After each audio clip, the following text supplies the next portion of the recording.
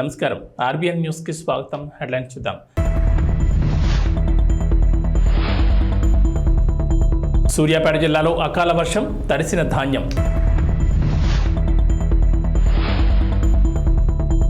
ఒంటిమిట్టలో సీతారాముల కళ్యాణం. నాతో పాటు సీఎం అయ్యే అర్హత కోమటిరెడ్డికే ఉంది. రేవంత్ రెడ్డి. జనమే జనం, పోటెత్తిన అభిమాన ప్రవాహం, కిక్కిరిసిన రహదారులు, రోడ్లకు ఇరువైపులా జనం బారలు, మహిళల హారతులు, పూల వర్షాలతో కనీవిని ఎరుగని అఖండ స్వాగతం నడుమ ముఖ్యమంత్రి వైఎస్ జగన్మోహన్ రెడ్డి మేమంతా సిద్ధం బస్ యాత్ర విశాఖ నగరంలో 45 కిలోమీటర్ల మేర సాగింది. సంక్షేమ రథసారథి, పేదల పెన్నిది, తమకు మంచి చేసిన జననేతను స్వయంగా చూసేందుకు పెద్దల నుంచి పిల్లల దాకా ప్రతి ఒక్కరూ మండు టెండర్ను సైతం లెక్క చేయకుండా వెల్లువెల్ల తరలివచ్చారు. అభిమాన నేతను దగ్గర నుంచి చూడాలని, వీలైతే మాట్లాడాలని, ఒక ఫోటో తీసుకోవాలని ఉత్సాహం చూపించారు. తన కోసం వేచి చూస్తున్న అక్కా చెల్లెమ్మలను, అవ్వాతాతలను ముఖ్యమంత్రి జగన్మోహన్ రెడ్డి బస్సు దిగి ఆప్యాయంగా పలకరించారు. వారి కష్టాలు తెలుసుకుని నేనున్నానంటూ భరోసా కల్పించారు. సబ్బవరం మండలం చెన్నైపాలెం నుంచి ప్రారంభమైన బస్సు యాత్ర ఎండాడలో ముగిసింది.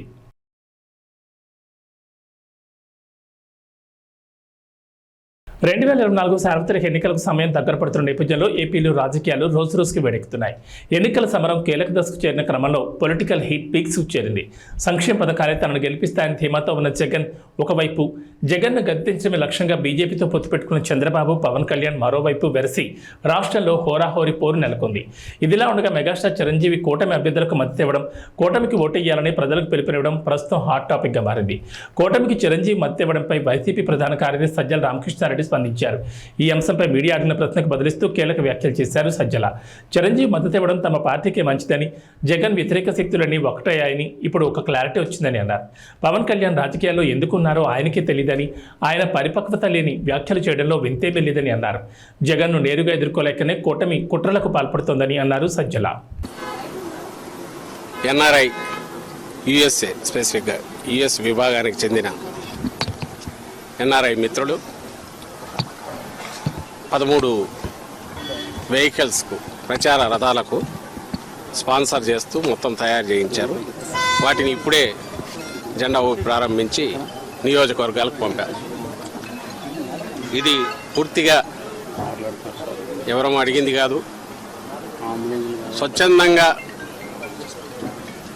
జగన్మోహన్ రెడ్డి గారి అభిమానులు, వైఎస్ఆర్ కాంగ్రెస్ పార్టీ అభిమానులు యుఎస్లో ఉన్నవారు వాళ్ళంతటా వాళ్ళే ఈ 5 ఏళ్లుగా జరిగిన సంక్షేమ అభివృద్ధి ఏదైతే ఉందో, జగన్మోహన్ రెడ్డి గారి పాలన ఏ రకంగా అయితే రాజన్న రాజ్యం అంటే రామరాజ్యం అని తీసుకొచ్చిందో, అది మరో 5 ఏళ్ళు కావాలని ప్రజలందరూ ఆకాంక్షిస్తున్నారు. ఎక్కడికెక్కడ స్వచ్ఛందంగా ముందుకు వస్తున్నారు. ఇందులో మా వంతు మేము కూడా పాల్గొనాలి అని వాళ్ళంతటా వాళ్ళు ముందుకొచ్చి మేము ఇలా పెట్టుకోవాలనుకుంటున్నాం, దానికి సంబంధించి ఏమైనా కోఆర్డినేట్ చేయమంటే మన చల్లామధు ఆయన టీం అందరూ కూడా దీంట్లో యాక్టివ్ క్రియాశీలకంగా వ్యవహరించి ఈ వెహికల్స్ అన్నిటికీ అవసరమైన బ్రాండింగ్ చేయించి, అలాగే ఎలక్షన్ కమిషన్ అనుమతులు అవన్నీ తీసుకొచ్చి ఈరోజు ఇక్కడ పెట్టారు. వాటిని ఇప్పుడే జెండా ఊపి ప్రారంభించాము. ఇది నిజంగా సంతోషించదగ్గ విషయం. ఎవరికి వాళ్ళు ఇది మా ఇంట్లో పెళ్ళి అన్నట్టు, ఎవరికి వాళ్ళు ఇది మా విజయం, జగనన్న విజయం అంటే మా విజయం అని అనుకొని ఎక్కడెక్కడ ఉన్న వాళ్ళందరూ కూడా వాళ్ళంతా వాళ్ళే ముందుకు రావడం అనేది చాలా సంతోషించదగ్గ విషయం. అండ్ ఎలా పార్టీ ఓ ప్రభంజనంలాగా వైఎస్ఆర్ కాంగ్రెస్ పార్టీ ఎలా విజయం సాధించబోతోంది, ప్రజల గుండెల్లో ఎట్లయితే స్థానం సంపాదించుకుందో, అలాగే విదేశాల్లో ఉన్న అభిమానులు కూడా మా అన్న వల్ల రాష్ట్రం బాగుపడుతుంది, మా జగనన్న వల్ల అని ఎంత గర్వంగా ఫీల్ అవుతున్నారు అన్నదంతా ఈరోజు వాళ్ళ ఈ క్రియాశీలకంగా ప్రోయాక్టివ్గా వాళ్ళు తీసుకున్న దీంట్లో రిఫ్లెక్ట్ అవుతుంది. ఇక్కడ అందులో పార్టిసిపేట్ చేసిన వాళ్ళు ఇక్కడ కూడా ఉన్నారు కొంతమంది. ఇందులో ఈ యజ్ఞంలో పార్టిసిపేట్ చేసి స్పాన్సర్ చేస్తున్న వాళ్ళలో కొంతమంది యూఎస్ఏలో ఉన్నట్టున్నారు. వాళ్ళు తమ పేర్లు చెప్పమనట్లేదు, లేదా మాకు ప్రచారం కావాలని వాళ్ళు అడగట్లేదు. మేము జగనన్న చేస్తున్న ఈ యజ్ఞంలో మేము కూడా పార్టిసిపేట్ చేయాలనుకుంటున్నాం. ఈ విజయంలో మా వంతు మేము కృషి చేసినట్టు ఉండాలి, ఇంకా ఎక్కడన్నా ఉంటే చెప్పండి అని కూడా వస్తున్నారు. వాళ్ళందరికీ నా అభినందనలు. అలాగే గత వారం రోజులుగా రేయింబౌళ్ళు పనిచేసి వీటన్నిటిని రెడీ చేసుకున్న ఇక్కడ పార్టీ కార్యకర్తలకు, అలాగే ఇక్కడ ఉన్న సభ్యులందరికీ కూడా నేను అభినందనలు తెలియజేస్తున్నా. చాలా ఉత్సాహంగా ఉంది మాకు. ఎందుకంటే చెప్తున్నా కదా, వచ్చే ఎన్నికలు 20 రోజుల్లో పూర్తి అయితే ఆ తర్వాత మరోసారి జగన్మోహన్ రెడ్డి గారు ఇంతకంటే ఇప్పటికంటే ఇంకా ఎక్కువ మెజారిటీతో ప్రభుత్వం స్థాపించబోతున్నారు, ప్రమాణ స్వీకారం కూడా చేయబోతున్నారు అనే ఊపు ఇప్పటి నుంచే కనపడుతుంది. ఈరోజు అభ్యర్థులు అడగలేదు, పార్టీ అడగకుండా వీళ్ళ ముందుకు వచ్చి చేయడంలో అది ఎక్స్ప్రెస్ అవుతుందని చెప్తూ మరోసారి అందరికీ అభినందనలు తెలియజేస్తున్నాను. ముఖ్యంగా వీటిని స్పాన్సర్ చేసిన యూఎస్ఏలో ఉన్న ఎన్ఆర్ఐ మిత్రులందరికీ కూడా అభినందనలు అండ్ కృతజ్ఞతలు కూడా తెలియజేస్తున్నాను. Thank you. సీఎం గారు దాడి ఘటన మీద ఈరోజు దుర్గారావు అనే టీడీపీ సానుభూతిని అరెస్ట్ చేశారు. మీరు మొదటి నుంచి ప్లాన్డ్ అటాక్ అని మీరు మొదటి నుంచి చెప్తున్నారు. ఈరోజు వాళ్ళని అరెస్ట్ చేశారు. ప్రీ ప్లాన్డ్ అటాకే. ఇప్పుడు ప్రీ ప్లాన్డ్ అటాక్ అనే దానికి రీజన్ కూడా చెప్పాము. ఎందుకు చెప్పామంటే జరిగిన పద్ధతి కానీ ఆ ఫోర్స్ ఎంత ఫోర్స్ఫుల్గా వచ్చింది అనేది కానీ అది ఇద్దరికి తగిలి కూడా అంతే ఫోర్స్ఫుల్గా తగలడం అంటే ఇట్ ఈజ్ నాట్ ఎవరో ఆకతాయి చేసిందో ఊరక గాల్లోకి విసిరిందో ఇచ్చేసిందా కాదనేది అక్కడ క్లియర్గా అర్థమవుతుంది. గురి పెట్టి కొట్టారు, అదృష్టవశాత్తు తప్పింది, మా అదృష్టవశాత్తు అది తప్పింది. అక్కడికి ఈయనకు తగిలి రెండవది వెల్లంపల్లి శ్రీనివాస్ కూడా తగిలింది. ఆయన కన్నుకు తగిలింది నేరుగా. ఆయనకే అంత ఫోర్స్ఫుల్గా తగిలింది అంటే జగన్మోహన్ రెడ్డి గారికి ఇంకా ఎంత గట్టిగా తగిలి ఉంటుంది. అది కొంచెం కింద అయితే ఏమయ్యేది, ఇది మేము ఎక్స్ప్రెస్ చేసింది. మేము ఎక్స్ప్రెస్ చేయడానికి ఒక సాలిడ్ రీజన్ ఉంది. అయితే దీని మీద వాళ్ళు టీడీపీ కానీ అలాగే పవన్ కళ్యాణ్ గారికి బ్యాచ్ కానీ వీళ్ళు అంటున్న మాటలు ఇదంతా డ్రామా అని అంటున్నారు. మళ్ళీ చెప్పాము, మళ్ళీ చెప్తున్నాను, ఇదే డ్రామా వాళ్ళని ఆడమని చెప్పండి. నిజంగా దూరం నుంచి రాయి పెట్టి కొట్టించుకోమండి ఎట్లుంటుందో. ఎవరైనా సరే అక్కడ నుంచి రాయి పెట్టి కొట్టించుకోవడము ఇంకోటి చేయడం అనేది సాధ్యమా? సెకండ్ థింగ్, ఆ కాన్స్టిట్యున్సీ సంబంధించిన బోండావమో ఎవరో టార్గెట్గా మూవ్ అవుతున్నారు, ఆయన ఇరికించాలని చూస్తున్నారు అంటారు. ఇరికించాలని చూడడం ఇది. రేపు ఎవడైనా సరే హత్య చేసిన వాడైనా నన్ను దీంట్లో ఇరికించాలనుకుంటున్నారంటే ఎట్లా కుదురుతుంది? మేము there is a reason, valid reason to doubt. దాని మీద ఇన్వెస్టిగేషన్లో తేలినప్పుడు దీని వెనక ఏదైనా కుట్ర ఉంది, కొట్టినవాడు ఎవరు, దాని వెనక కుట్ర ఉంది. ఆ కుట్ర ఉంది నేను ఎందుకు అనుకుంటున్నామంటే అది సాహసం. ముఖ్యమంత్రి గారి మీద గురిపెట్టి ఒక వెపన్తోనో ఇంకో రకంగానో లేదా గట్టిగా తగిలే రకంగా సాహసం ఎవరు చేయగలరు? వెనక ఎవరెవరన్నా ఉండాలి, లేదా వెనక వాళ్ళు రెచ్చగొట్టిన దానివల్ల రెచ్చిపోయినా ఉండాలి. ఇందులో ఎంతవరకు ఆ వెనక ఉన్న వాళ్ళ పాత్ర ఉంది అనేది కూడా ఇన్వెస్టిగేషన్తో దాని ప్రకారం మూవ్ అవుతారు. ఇందులో ఒక నిరికించేది ఏమి ఉండదు. వాళ్ళు చేసి ఉంటే దొరుకుతారు, దొరికితే చట్టం పని తను చేసుకుపోతుంది, లేదు అనుకుంటే అక్కడికి ఆగుతుంది. అని ఒకటి ఖాయంగా కనపడేది ఏంటంటే ఇది ఒక పథకం ప్రకారం జరిగింది అనేది మేము ఏదన్నామో అది రుజువు అవుతుంది. అలా అనడానికి కూడా వ్యాలిడ్ రీజన్ మననే చెప్పాం. అలాగే మళ్ళీ చెప్తున్నాం, ఒకవేళ ఇది ఎవరైనా డ్రామాలు అనుకుంటే ఆ రోజు కత్తితో 19లో జరిగిందైనా ఈరోజు రాయితో తగిలిందైనా ఆ డ్రామా ఏదో వాళ్ళని ఎనాక్ట్ చేసి చూపమంటున్నాం. ఒకవేళ వాళ్ళకు కావాలంటే దూరం నుంచి ఒకటి వేయించుకొని రాయి ఎక్కడ తగులుతుందో ఆ సాహసం చేయమనండి. తలకాయ ఉండేవాడు ఎవడైనా డ్రామాలు వేసేవాడు అర్థం చేయించుకుంటాడా? ఏమన్నా దానికి వాళ్ళే ఆన్సర్ ఇవ్వాలి. ఈరోజు కూడా అదే మాట్లాడుతున్నారు. వాళ్ళంతటా వాళ్ళే 2 స్టోరీలు రాస్తున్నారు. వాళ్ళంతటా వాళ్ళే మేము ముందే చెప్పినట్టుగా ఇరికించాలని చూస్తున్నారని. అది అతను రోల్ ఉంటుంది కాబట్టి దాంట్లో బయటకు వస్తుంది. రోల్ ఎందుకు ఉంటుందంటే వాళ్ళు పవర్ఫుల్, వాళ్ళ పాపకం లేని కింద ఇంకోడెవడో ఆ పని చేయలేడు కాబట్టి. సో మా స్టాండ్ అదే ఉంది, అదే రుజువు అవుతుంది ఈరోజు. అది బోండా ఉమా, లేదంటే ఆయనకంటే పై వాళ్ళు ఉన్నారా, లేదంటే ఆయన కింద వాళ్ళు ఆయన ఆశీస్సులతో చేయించారా, ఎవరు ఉందనేది ఇన్వెస్టిగేషన్లో తేలాలి. మేము చెప్పగలిగింది ఆ incident pre planned, pre meditated attack అనడానికి కావాల్సిన ఆధారాలు ఉన్నాయి. అది ప్రీ ప్లాన్డా ప్రీ మెడిటేటెడ్ అనే ఆధారాలు ఉన్నప్పుడు దానికి తగిన మోటివ్ ఎవరికి ఉంటుంది అనుకున్నప్పుడు పలానా వాళ్ళు ఉండొచ్చు అని భావించినాము. వాళ్ళు కాక ఎవరైనా ఉండొచ్చా, అంతకంటే చంద్రబాబు నాయుడు కంటే ఇంకా పైన ఎవరైనా ఉన్నారా, లేదంటే చంద్రబాబు నాయుడు కంటే కింద వాళ్ళు అనుకున్నారా, ఇవన్నీ ఇన్వెస్టిగేషన్లో తేలాల్సినవి. మేము జరిగింది దాడి, అది హత్యాయత్నం. దానికి సంబంధించి ఎవరు బాధ్యులో వాళ్ళు పట్టుకునే ప్రయత్నం చేస్తే బాగుంటుందని కంప్లైంట్ ఇచ్చారు, వాళ్ళు ప్రయత్నం చేస్తున్నారు. ఇప్పుడు అక్కడ ఎవరెవరో బయటకు వచ్చినప్పుడు ప్రతి ఒక్కరిని మీరు ఇరికించాలని చూస్తున్నారంటే అది సాధ్యమైన. ఎవరైనా తప్పు చేసినాడు నన్ను ఇరికించాలని చూస్తున్నారంటే ఎంత దాంట్లో రేషనల్ ఉంటుందో, హేతు పద్ధతి ఉంటుందో, దీనికి అంతే ఉంటుంది. ఏమున్నాయి, మోడల్ కోడ్ అప్లై అవుతుంది అన్నారు. సో ఆ మోడల్ కోడ్ ప్రకారం ఏది అప్లై అయితే అది అవుతుంది, అంతే కదా. మంత్రులకు ఏది అప్లై అయితే క్యాబినెట్ ర్యాంక్ ఉన్న వాళ్ళకి అదే. సూర్యాపేట జిల్లా పాలకవీడి మండలం శూన్యపహాడ్ ఐకేపీ కేంద్రంలో దొడ్డు ధాన్యాన్ని కొనుగోలు చేయాలని రైతులు ధర్నా చేపట్టారు. 5 రోజుల నుంచి కొనుగోలు కేంద్రాల వద్దకు లారీలు రాకపోవడంతో వర్షం దెబ్బకు ధాన్యం తడిసిపోతున్నాయని కర్షకులు ఆవేదన వ్యక్తం చేస్తున్నారు. బస్తాకి అడుగు భాగాన ఉన్న ధాన్యం మొలకలొస్తున్నాయని ఆందోళన చెందుతున్నారు. అధికారులు స్పందించి త్వరితగతిన మిల్లులకు తరలించాలని కోరుతున్నారు. నల్గొండ జిల్లాలో పలు ఐకేపీ కొనుగోలు కేంద్రాల వద్ద ధాన్యాన్ని మిల్లులకు తరలించాలంటే లారీ డ్రైవర్లు బస్తాకు ₹2 చొప్పున డబ్బులు డిమాండ్ చేస్తున్నారని రైతన్నలు ఆరోపిస్తున్నారు. కొన్ని చోట్ల ఈదురుగాలుల ప్రభావానికి ధాన్యం రాసులపై కప్పిన పట్టాలు సైతం కొట్టుకుపోవడంతో ధాన్యం తడిసి మొలకలొస్తున్నాయి. పండించిన పంటను మార్కెట్లో విక్రయించాలంటే అన్నదాతకు సవాల్గా మారింది.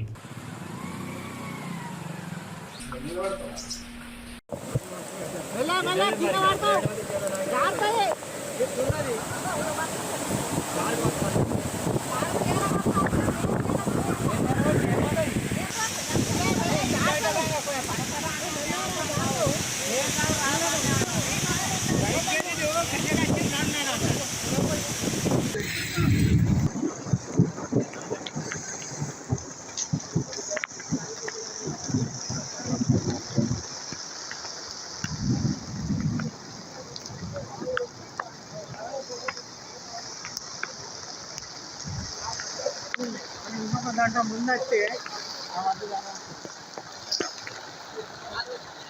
42 ఇది 60 రూపాయలు తడిసిన వాటిని ఇట్లా తీసుకోపోని చెప్పి ఇట్లా తీసుకోపోవాలి. తీసుకోపోతేనే కరెక్ట్, లేకపోతే మేము మళ్ళీ మా ఎట్లా పట్ల పోయాలి. మాకు గవర్నమెంట్ ఎవరు తడపడి మేము కాపాడి ఎవరు రాక బట్టలు నడిచి రైతులు మరి ఈ రోజు మొత్తం బత్తరాన్ని తడిచినాయి. దీన్ని అట్లనే అని చెప్పి వారు డిమాండ్ చేస్తా ఉన్నారు. రైతులు కూడా మరి దాన్ని మళ్ళీ తీసి మళ్ళీ పోయాలంటే చాలా ఇబ్బంది అవుతుంది రైతులకు. ఇప్పుడు నైట్ వచ్చిందంటే బండి వచ్చిందంటే బండి లేచిపో. ఇప్పుడు నైట్ ఒకటి అయింది.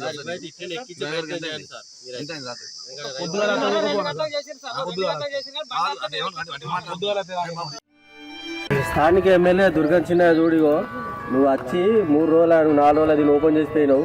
కనీసం ఇక్కడ రైతులకు వీళ్ళకు తార్పత్రి లేవు.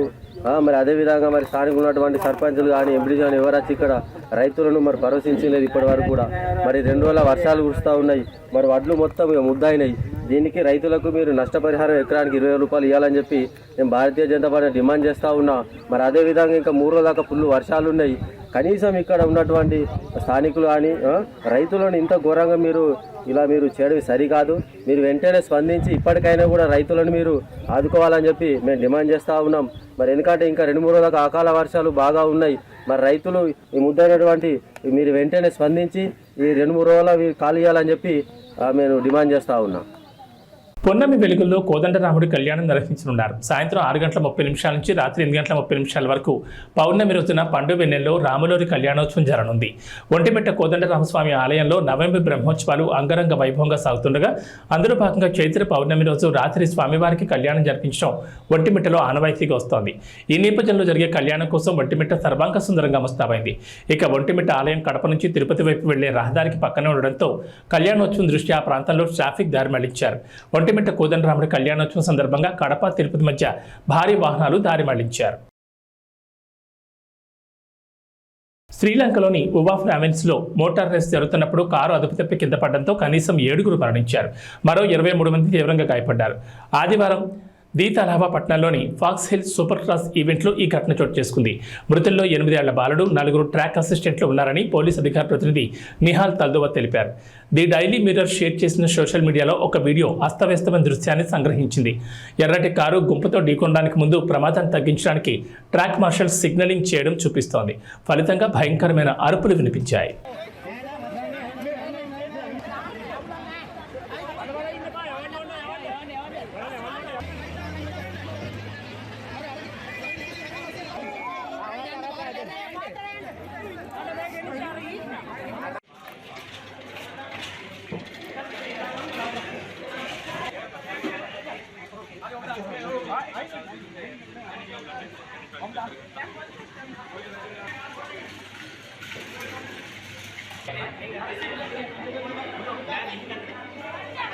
కేరళలో మరోసారి బర్డ్ ఫ్లూ కేసులు నమోదు కావడం కలకలం రేపుతోంది. కేరళలోని అల్లాపుర జిల్లాలో బర్డ్ ఫ్లూ వ్యాప్తి చెందినట్లు అధికారులు గుర్తించారు. 2 గ్రామాల్లో బర్డ్ ఫ్లూ లక్షణాలతో ఉన్న బాతుల నమూనాలను పరీక్షల నిమిత్తం భోపాల్లోని ల్యాబ్కు పంపగా వ్యాధి నిర్ధారణైంది. శాంపిల్స్లో ఏవియన్ ఇన్ఫ్లుయెంజా ఉందని నిర్ధారించారు. దీంతో అప్రమత్తమైన జిల్లాధికారులు ఆయా గ్రామాల్లోని 2 లక్షల కోళ్లు బాతులను చంపి పూడ్చిపెట్టారు. కేరళలో బర్డ్ ఫ్లూ వ్యాప్తి చెందడంతో అలర్ట్ అయింది తమిళనాడు ప్రభుత్వం. కేరళ సరిహద్దుల్లోని చెక్పోస్టుల వద్ద నిఘా పెంచింది. తమిళనాడు కేరళ సరిహద్దుల్లో విస్తృత తనిఖీలు చేపట్టారు అధికారులు. ఉండవల్లిలో నివాసంలో పార్లమెంటు శాసనసభకు పోటీ చేసే అభ్యర్థులకు చంద్రబాబులు బీఫారాలు అందజేశారు. అనంతరం అభ్యర్థులతో ప్రతిజ్ఞ చేయించారు. బీఫామ్లు తీసుకున్న ప్రతి ఒక్కరూ గెలిచి చట్టసభలో అడుగుపెట్టాలని స్పష్టం చేశారు. ప్రజలు కార్యకర్తల అభిష్టం మేరకే అభ్యర్థులు ఎంపిక జరిగిందన్నారు.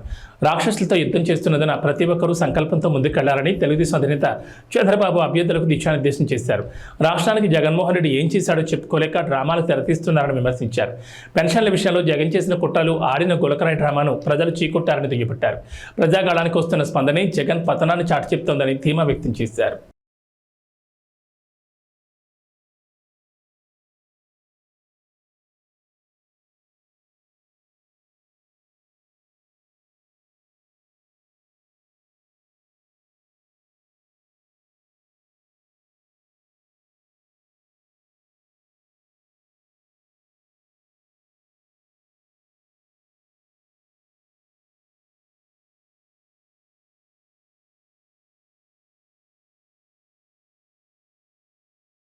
ప్రపంచం తలకిందులైన రుణమాఫీని ఆపబోమని ఆగస్టు 15 లోపు రైతులకు రుణమాఫీ చేసి తీరుతామని ముఖ్యమంత్రి రేవంత్ రెడ్డి హామీ ఇచ్చారు.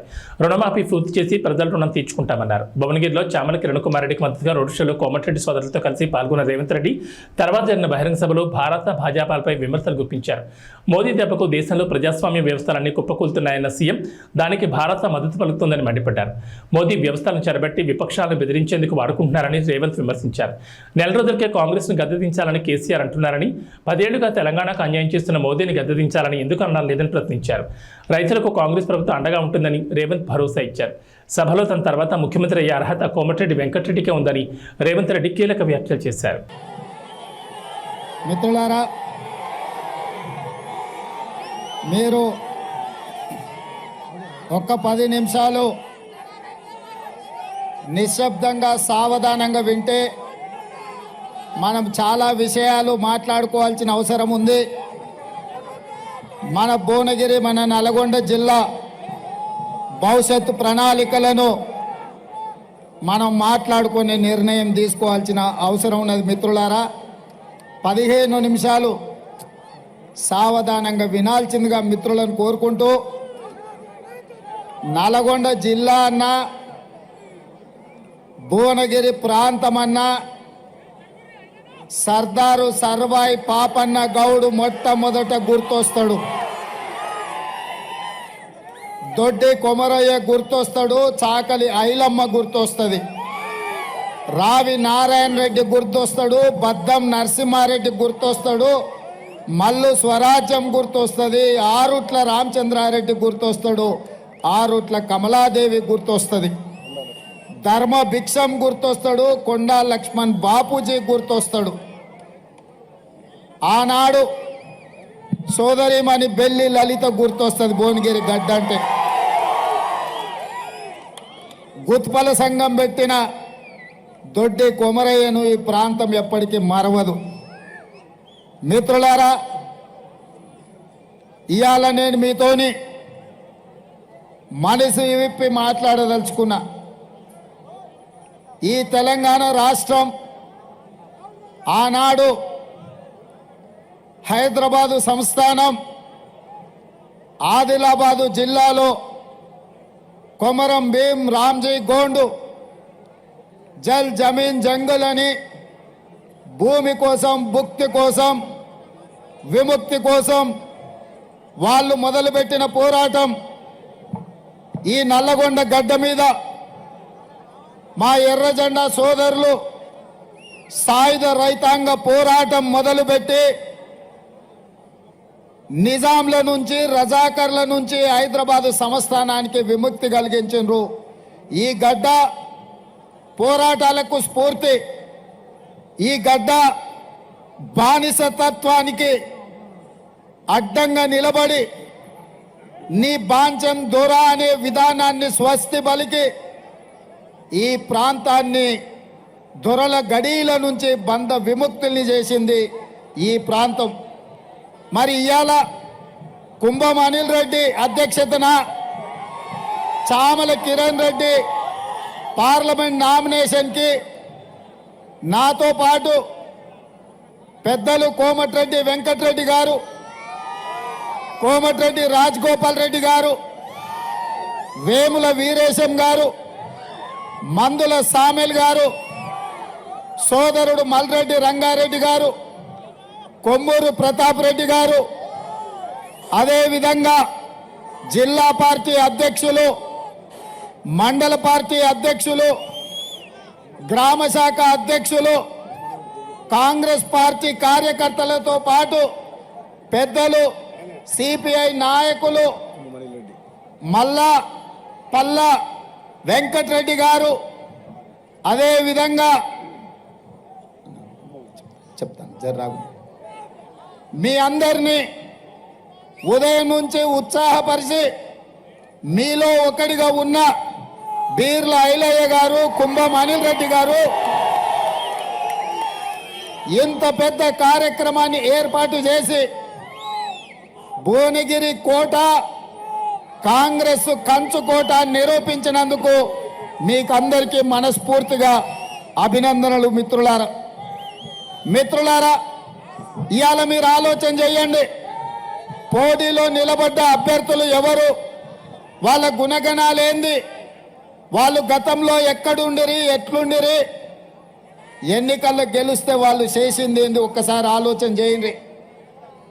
2009లో ఎట్లయితే ఆనాడు యువకుడుగా మీ అభిమాన నాయకుడిగా ఎదిగి 2009లో భువనగిరి పార్లమెంటు నుంచి మిత్రుడు రాజగోపాల్ రెడ్డి గారిని మీరు గెలిపిస్తే, మీ ఆశీర్వాదం తీసుకొని మీరు అండగా నిలబడితే ఢిల్లీ దద్దరిల్లేలా తెలంగాణ నినాదాన్ని వినిపించి పార్లమెంటును స్తంభింపజేసి సహచర పార్లమెంటు సభ్యులందరినీ కూడా తీసుకొని 2014లో తెలంగాణ రాష్ట్రాన్ని సాధించుకొని మీ గడ్డ మీద కాలు పెట్టిండు మీ బిడ్డ కోమటిరెడ్డి రాజగోపాల్ రెడ్డి. అఫిడవిట్లో పేర్కొన్న అప్పులపై షర్మిల ఆసక్తికర వ్యాఖ్యలు చేశారు. జగన్ తనకు 82 కోట్లు అప్పిచ్చారని అఫిడవిట్లో చూపించారని, తనకు రావాల్సిన వాటాను అప్పిచ్చినట్లు చూపించడం దారుణమన్నారు. ఆస్తిలో వాటా పొందేందుకు ఆడబిడ్డకు హక్కు ఉంటుందని, కొందరు చెల్లెలకు కొత్తరు ఇచ్చి అది కూడా అప్పిచ్చినట్లు చూపిస్తారని విమర్శించారు. న్యాయ రాజధాని పేరుతో కర్నూలు ప్రజలను వంచారని ఏపీ పిసిసి అధ్యక్షురాలు వైఎస్ షర్మిల ఆగ్రహం వ్యక్తం చేశారు. న్యాయయాత్ర పర్యటనలో భాగంగా కర్నూలులో పర్యటించిన ఆమె కర్నూలును స్మార్ట్ సిటీ చేస్తామని చెప్పి కనీసం మంచినీళ్ళు కూడా ఇవ్వలేదని దుయ్యబట్టారు. వైకాపా 5 ఏళ్ల పాలనలో ఒక్క ప్రాజెక్టు సైతం పూర్తి చేయలేదని మండిపడ్డారు. గుండ్రేవల ప్రాజెక్టు పూర్తయింటే కర్నూలు వాసులకు నీళ్లు వచ్చేవని షర్మిల అన్నారు.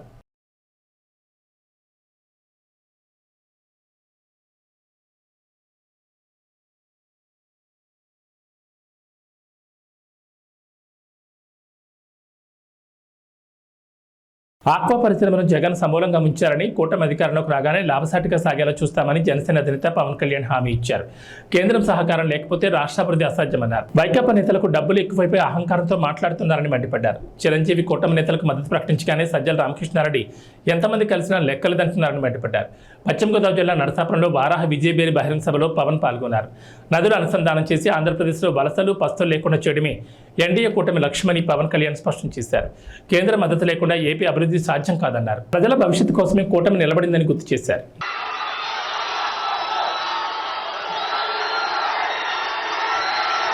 నరసాపురం చాలా మంచి జ్ఞాపకాలు ఉన్నాయి.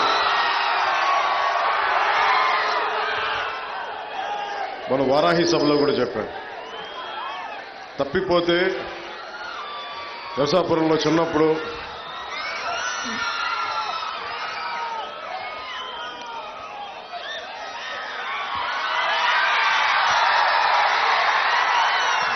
ఒంగోలు నుంచి మొగల్తూరు వెళ్ళడానికి ఇక్కడ బస్ స్టాండ్లో అయితే తప్పిపోయా. తిరిగి ఎవరో ఇక్కడ పాపం చిన్న కొట్టు దగ్గర కూర్చోబెట్టి నన్ను మా నాన్న వచ్చే వరకు వెయిట్ చేసి తిరిగి మొగల్తూరు పంపించారు. ఎప్పుడు కూడా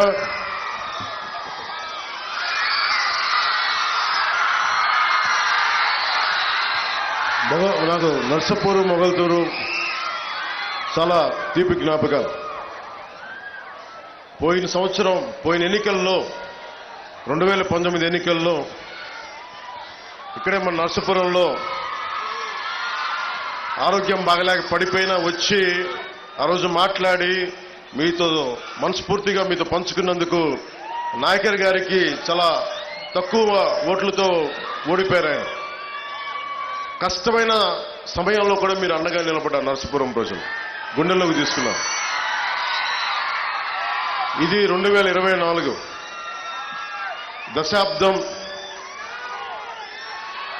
దశాబ్దం కష్టాల మధ్య పెరిగింది పార్టీ, జనసేన పార్టీ. చాలా ఒడిదుడుకులు ఎదుర్కొని వైఎస్ జగన్ లాగా మీకు తెలుసు కదా, చిన్న ప్రభుత్వ ఉద్యోగాలు చేసుకునే ఉద్యోగ కొడుకుని 2.5-3 ఎకరాలకు ఎంత చిన్న కమితా ఉండేది మొగల్తూరులో. అలాంటి కుటుంబాల నుంచి వచ్చిన వాడిని. నాలాంటి వాడికి గుండాగర్ది, డబ్బు బలుపు, దోపిడీ వ్యవహారాలతోటి ఉండే జగన్ పార్టీతో ఎదుర్కోవాలంటే ఎంత సత్తా కావాలో తెలుసుకోండి. ఒక సగటు మధ్యతరగతి మనిషి నర్సాపూర్ లాంటి, నెల్లూరు లాంటి, ఒంగోలు లాంటి చిన్న పట్టణ టౌన్స్లో పెరిగినవాడిని నేను. లండన్లో పెరిగినవాడిని కాదు, న్యూయార్క్లో పెరిగినవాడు కాదు, చాలా నర్సాపురం లాంటి చిన్న చిన్న టౌన్స్లో పెరిగినవాడిని నేను. సో నాకు ప్రతి మనిషి కష్టాలు తెలుసు. నాకు నర్సాపురం గురించి చెప్పాలంటే అన్నయ్య మెగాస్టార్ చిరంజీవి గారు వైఎన్ కాలేజ్లో ఆయన ఎన్సీసీ క్యాడెట్గా ఉన్నప్పుడు ఆయన రోయింగ్ బోర్డ్ క్యాప్టెన్, ఆయన ఎన్సీసీ క్యాప్టెన్, ఆయన ఎన్సీసీ క్యాడెట్స్కి కాలేజ్ క్యాప్టెన్. ఆయన నర్సాపురంలో బోట్లు నడిపిన ఫోటోలు, ఇందిరాగాంధీ గారి ముందు నేవల్ ఎన్సీసీ పెరేడ్ అప్పుడు ఆయన ఆంధ్రప్రదేశ్ని ఆ రోజున రిప్రజెంట్ చేశారు, ఎన్సీసీ క్యాడెట్స్ గ్రూప్ని ఆ రోజున. ఆ జ్ఞాపకాలు నాకు నర్సాపురం అంటే.